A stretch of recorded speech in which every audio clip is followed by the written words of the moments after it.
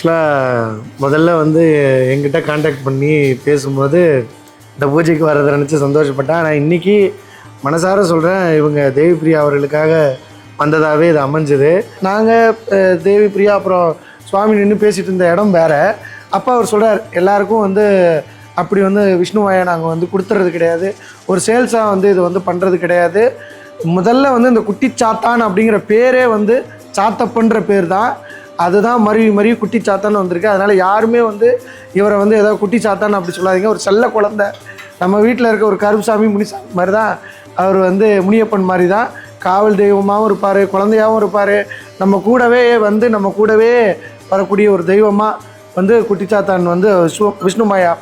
அப்போ சொல்லிகிட்டு இருக்கும்போது சொன்னார், நீங்கள் வந்து சிலையெல்லாம் எதுவும் வாங்க வேண்டாம், கெஸ்ட்டாக வரணும்னு ஆசைப்பட்டேன் மட்டும்தான் சொன்னார். ஆனால் அவங்க தேவிப்பிரியா வந்து அவர் அந்த ரூபகலத்தில் வந்து அவங்க அந்த கோரிக்கையை கேட்கும்போது அவராகவே வந்து சொன்னார், என்னென்னா இவங்களுக்கு வந்து என்னுடைய சிலையை வந்து கொடுங்க, நானே அவங்க கூட போய் இருந்து அவங்கள வந்து பார்த்துக்கிறேன்னு சொன்னோடனே அடுத்த நிமிஷமே சுவாமி வந்து அவர் ராம்ஜி சார் வந்து எங்கள்கிட்ட சொல்லும் போது என்ன சொன்னாங்க, நான் உங்கள்கிட்ட வந்து இதெல்லாம் கிடையாது, கொடுக்க போகிறது இல்லைன்னு தான் சொல்லியிருந்தேன். ஆனால் வந்து இவங்களே ரொம்ப அதை வந்து ஆச்சரியமாக பார்த்தாங்க. அதான் சொன்ன மாதிரி விஷ்ணுமாயாவுக்கு அம்மா ரொம்ப பிடிக்கும். அதாவது அந்த அம்மாவுடைய இதுவாக தான் நானே வந்து உங்களை பார்த்துக்கிறேன்னு அவங்க சொன்ன மாதிரி தான் எனக்கு ஃபீல் ஆச்சு. ஸோ என்னுடைய அனுபவன்றதை விட இதை பார்க்கும்போதே வந்து எனக்கு என்ன சந்தோஷமாக இருந்ததுன்னா, கண்டிப்பாக இன்றைக்கி இங்கே வந்ததே வந்து ஒரு பெரிய பிராப்தம். ஸோ கடவுளை வணங்குறவங்கள என்றைக்குமே அவங்க கைவிட மாட்டாங்க. எப்பயுமே வந்து நெகட்டிவான தாட்ஸே வேண்டாம்.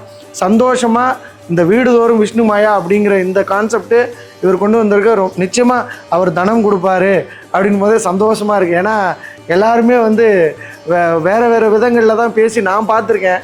ஆனால் முதல்ல இவர் வந்து நீங்கள் கேட்டதெல்லாம் கொடுப்பாருங்க, உங்களை நல்லா வச்சுக்குவாருங்க, செல்வம் தருவார் அப்படி சொல்லும்போது ரொம்ப நல்லா இருக்குது. நீங்கள் மனசார இருக்க இடத்துல வேண்டிக்கங்க, நிச்சயம் உங்கள் வீட்டுக்கும் ஒரு நாள் அவர் வருவார். ரொம்ப நன்றி, எங்களை முதல்ல அழைத்ததுக்கு ரொம்ப நன்றி.